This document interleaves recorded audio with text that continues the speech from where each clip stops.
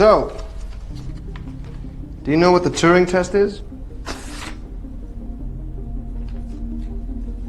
Yeah, I know what the Turing test is. It's when a human interacts with a computer. And if the human doesn't know they're interacting with a computer, the test is passed. Itulah cuplikan dari film Ex Machina. Di situ disinggung tentang Turing test atau tes Turing. Turing test adalah eksperimen pemikiran yang diajukan oleh Alan Turing. Ia adalah seorang matematikawan dan ahli komputer asal Inggris yang juga dikenal sebagai bapak kecerdasan buatan dan ilmu komputer modern. Kalau kalian belum nonton, sedikit spoiler kalau film ini mengisahkan Caleb, seorang programmer muda yang diberi kesempatan untuk menginap ke rumah CEO perusahaan tempat ia bekerja. Setibanya di sana ia diberi tugas untuk melakukan Turing test yang akan dilakukan pada sebuah robot humanoid yang bernama Eva. Untuk selengkapnya kalian bisa menontonnya. Kita kembali ke Turing test dalam makalahnya, Computing Machinery and Intelligence, yang terbit 1950. Ia bertanya, apakah mesin bisa berpikir? Namun, karena sulit mendefinisikan berpikir, ia mengganti pertanyaannya dengan sebuah tes pragmatis. Jika sebuah mesin bisa berkomunikasi dengan manusia sedemikian rupa sehingga manusia tidak bisa membedakannya dari manusia lain, maka mesin tersebut bisa dikatakan cerdas. Singkatnya proses pengujian Turing test seperti ini. Penguji bertanya kepada kedua responden melalui teks. AI harus memberikan jawaban yang masuk akal dan menyerupai manusia. Lalu penguji mencoba menentukan mana yang AI dan mana yang manusia. Jika AI berhasil menipu penguji dalam jumlah percobaan yang signifikan, maka AI lulus Turing test.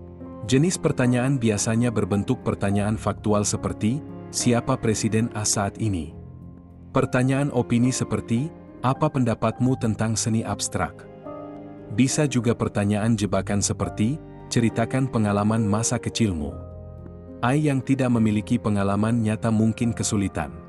Juga bisa dites dengan humor dan emosi seperti, ceritakan lelucon lucu.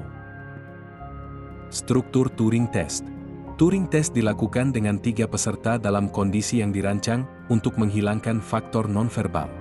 Pertama, penguji atau interrogator. Seorang manusia yang mengajukan pertanyaan. Lalu kedua, ada responden manusia yang bertindak sebagai pembanding untuk menguji apakah mesin bisa meniru manusia. Lalu responden AI atau mesin. Sistem kecerdasan buatan yang diuji, di mana semua komunikasi dilakukan dalam teks tertulis misalnya melalui chat untuk menghindari bias dari suara atau wajah. Penguji tidak tahu mana yang manusia dan mana yang AI. AI harus meniru gaya komunikasi manusia dengan menjawab pertanyaan atau berdiskusi secara alami.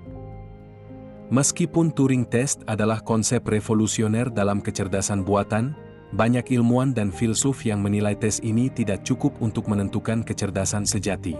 Seperti, tidak mengukur pemahaman sejati AI bisa meniru manusia tanpa benar-benar memahami makna atau memiliki kesadaran. AI bisa menipu tanpa benar-benar cerdas. Chatbot bisa menghindari pertanyaan sulit atau berpura-pura memiliki keterbatasan untuk menipu penguji. Lalu juga hanya menguji komunikasi, bukan kecerdasan lain seperti tidak mengukur kreativitas, emosi, atau pengalaman fisik yang juga bagian dari kecerdasan. Lagi pula sudah ketinggalan zaman AI modern seperti ChatGPT bisa lulus Turing test, tetapi tetap tidak memiliki pemikiran atau kesadaran sendiri. Begitulah argumen kritik untuk Turing test. Namun di akhir film Ex Machina, kita lihat bahwa plot twist di mana ternyata Eva hanya memanfaatkan Caleb untuk kebebasannya. Namun film ini meninggalkan pesan dan pertanyaan seperti peringatan pada kita tentang dampak AI. Dan apakah Eva memiliki kesadaran?